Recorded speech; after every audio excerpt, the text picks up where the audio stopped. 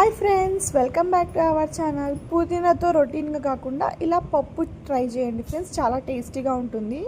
So అది ఎలా prepare చేయాలంటే, ముందుగా ఆయిల్ వేసుకొని అందులోకి పోపు దినుసులు వేసుకోవాలి. పోపు దినుసులు చిటపటలాడిన తర్వాత ఆనియన్, పచ్చిమిరపకాయలు, కరివేపాకు ఈ మూడింటిని వేసుకొని బాగా ఫ్రై చేసుకోవాలి. ఇవి ఫ్రై అయిన తర్వాత కొంచెం ఇంగువని కూడా యాడ్ చేసుకోవాలి. సో ఇంగువ వేయడం వల్ల చాలా టేస్టీగా ఉంటుంది. సో ఇలా ఇంగువ యాడ్ చేసుకొని మళ్ళీ ఒకసారి ఫ్రై అయిన తర్వాత ఇందులో తగినంత పసుపు. సో పసుపు వేసుకున్న తర్వాత మంచిగా మగ్గాలి ఫ్రెండ్స్. ఒక 5 మినిట్స్ బాగా మగ్గిన తర్వాత ఇందులోకి మనకు టేస్ట్కి తగినంత కారం కూడా వేసుకోవాలి.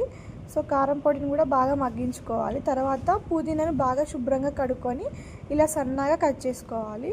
సో ఇలా సన్నగా కట్ చేసుకున్న పుదీనాను వేసుకొని మంచిగా ఫ్రై చేసుకోవాలి. ఇలా ఫ్రై చేయడం వల్ల పప్పులు చాలా టేస్టీగా ఉంటుంది. పచ్చివాసన అంతా పోయేంత వరకు పుదీనా బాగా ఆయిల్లో ఫ్రై కావాలి. తర్వాత ఇందులోకి తగినంత కొత్తిమీరని కూడా యాడ్ చేసి మంచిగా ఫ్రై చేసుకోవాలి.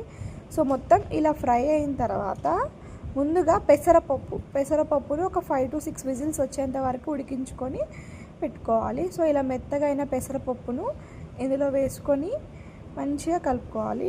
ఇది పెసరపప్పు అండి. పెసరపప్పుతో చేస్తేనే చాలా టేస్టీగా ఉంటుంది, అలాగే చాలా తొందరగా కూడా అవుతుంది. సో మంచిగా బాగా ఈ పప్పు కూడా బాగా ఆయిల్లో కొంచెం ఫ్రై అయిన తర్వాత మీకు కావాలంటే కొంచెం వాటర్ వేసుకొని మంచి కుక్ చేసుకోవచ్చు. లేదంటే కొంచెం గట్టిగా ఇష్టపడే వాళ్ళు కూడా గట్టిగా తినొచ్చు. సో ఇక్కడ చూడండి, కొంచెం వాటర్ వేసుకొని మంచిగా మళ్ళీ ఒకసారి బాగా ఒక 5 మినిట్స్ బాగా మసలించుకోవాలి. సో ఫైనల్గా మళ్ళీ ఇప్పుడు మనం తగినంత ఉప్పును కూడా వేసుకోవాలి. సో మీకు టేస్ట్కి ఎంత కావాలో దాన్ని బట్టి ఉప్పును వేసుకొని మంచిగా మళ్ళీ ఒక 5 మినిట్స్ బాగా మసలించుకోవాలి. సో ఇప్పుడు మనం పైనుంచి కొంచెం నెయ్యిని వేసుకోవాలి.